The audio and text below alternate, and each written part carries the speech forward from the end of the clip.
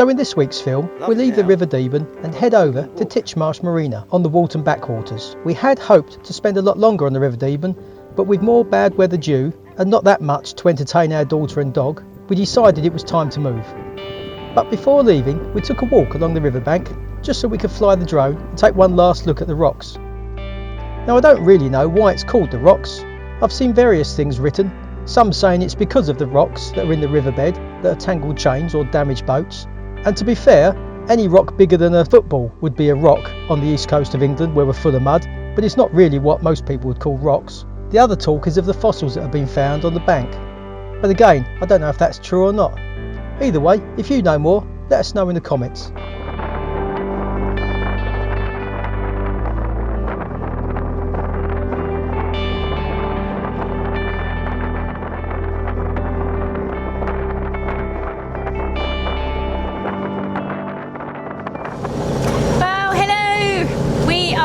The Deban. We had a fantastic day yesterday swimming at the rocks, and then the wind was not ideal to be at anchor. There were loads of boats there and Ian was worried what way we were going to get blown onto the shore because we were quite near the mud bank. So we rang, where did we go? Ramsholt. We rang George at Ramsholt, who's adorable, and he got us a mooring buoy right on the jetty pier, so we just had a really short dinghy route across, had a lovely wine, beer at the pub and a good walk, and then we've just walked 5 kilometres this morning back to the rocks, just for fun as you do, and now we're leaving the Deban. Ooh, going to Titchmarsh hopefully. Yeah, the wind is on the nose and it's going to be quite choppy out there, so we just want to get there.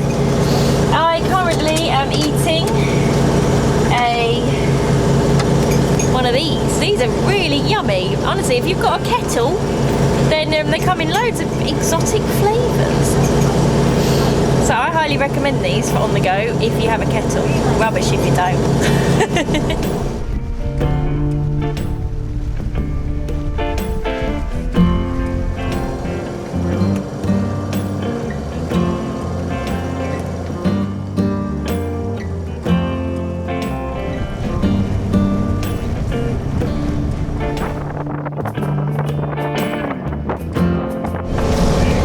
Lots of tide rips in the Deban.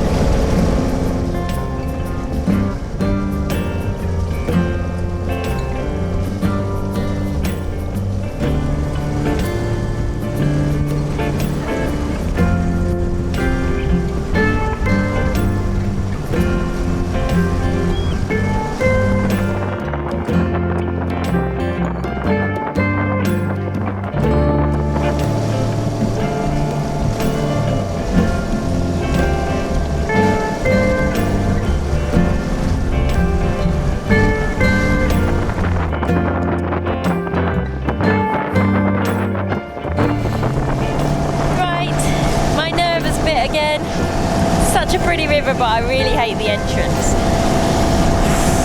Deep breaths.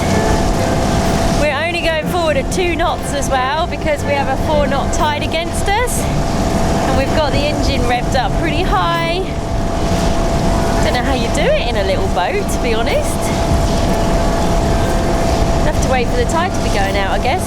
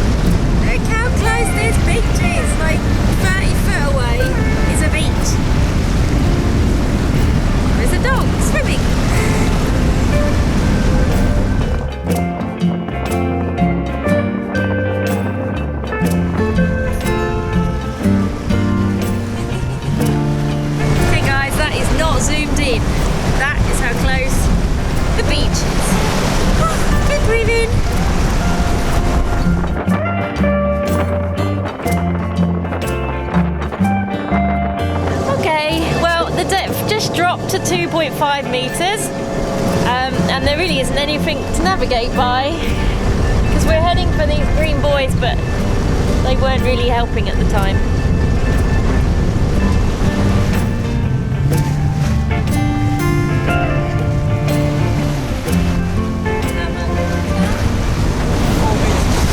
Four metres. Right, and now we got to take this red one to Starbucks, yeah?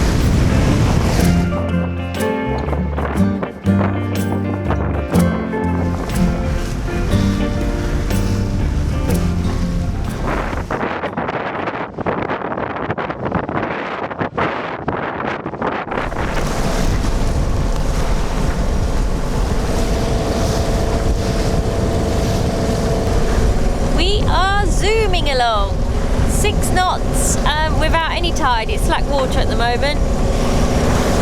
We've obviously just got the engine on. Really naughty, but we just wanted to get there. The wind wasn't in the right direction, was it? Even though that boat now is sailing beautifully alongside us.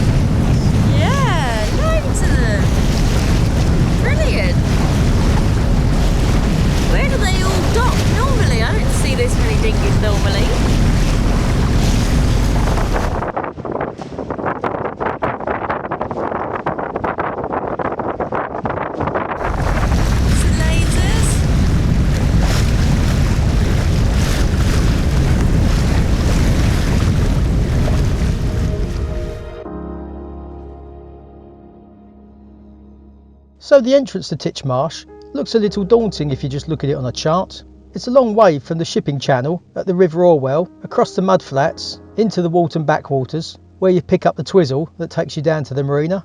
But in practice, it's really not that scary. If you stick to the well-buoyed channel, there's enough water. We come in and out of here at low tide, and okay, we don't draw very much, but it means as long as you come in on a rising tide, you really aren't going to get yourself into trouble in most boats. And then once you're into the main Walton backwaters, it's well buoyed, and okay, you need to pay attention. There's a bit of zigzagging around the shallow bits. Certainly the bit by Stone Point, you want to pay attention. But once you're into the main channel, you just stick to the line of moored boats. Let's face it, if they're floating, good chances you'd be floating as well. In fact, the hardest part is almost finding the entrance to the marina. There's a lot of houseboats and so forth on the outside, and the entrance isn't immediately obvious as an entrance. Of course, once you've been there once, it's very obvious. But I remember the first time we came.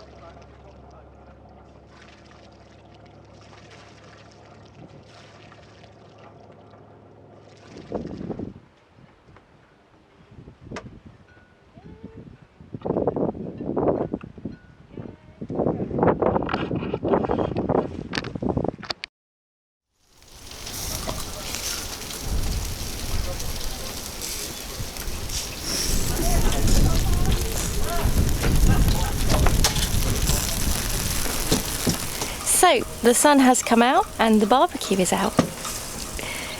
We are at Titchmarsh. It was very uneventful. We just motored here and it's all very pretty.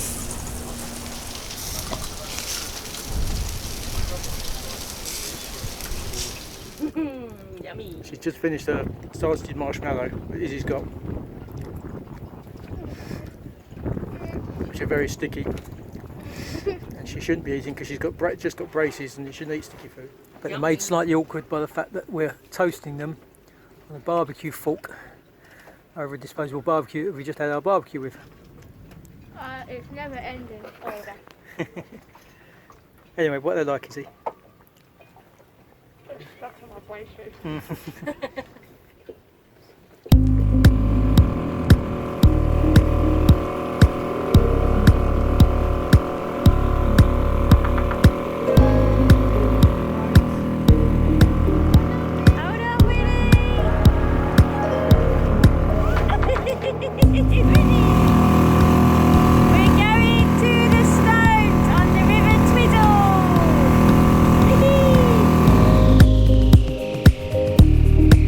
As Hannah just said, we would spend today out at Stone Point. It's a secluded little shingle beach out in the water backwaters that you can only get to by boat. But this was Saturday, the day after the Walton and Frinton Dinghy Club's regatta had just ended, and they decided to spend the day having a party out of the beach. So this time it was packed.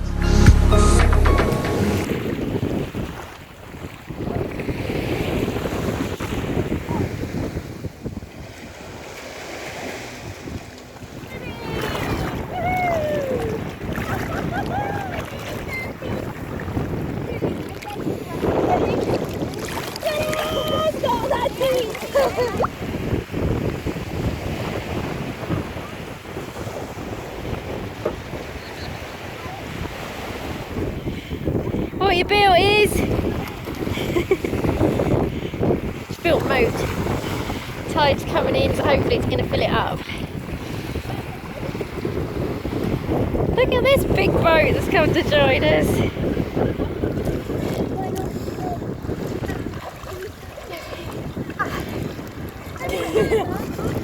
Hello. Bye beach. Great fun yet again.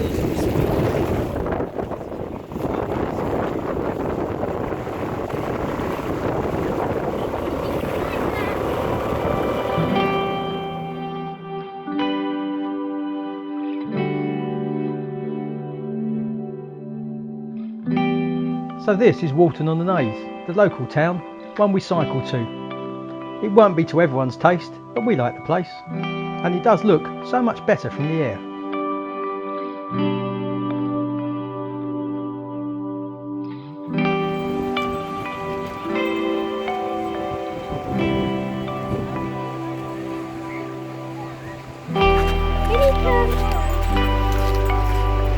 We'll walk along the seafront and it's full of these little seaside huts. Okay, you can't see them that way, but as far as the eye can see in both directions, families out by their huts enjoying the sunny weather.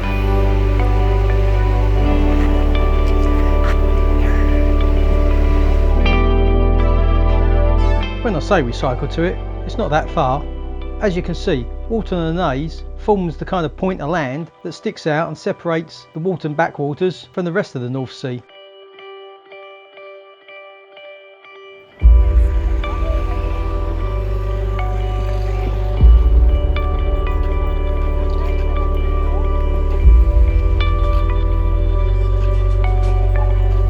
It's always popular with the bikes, this calf.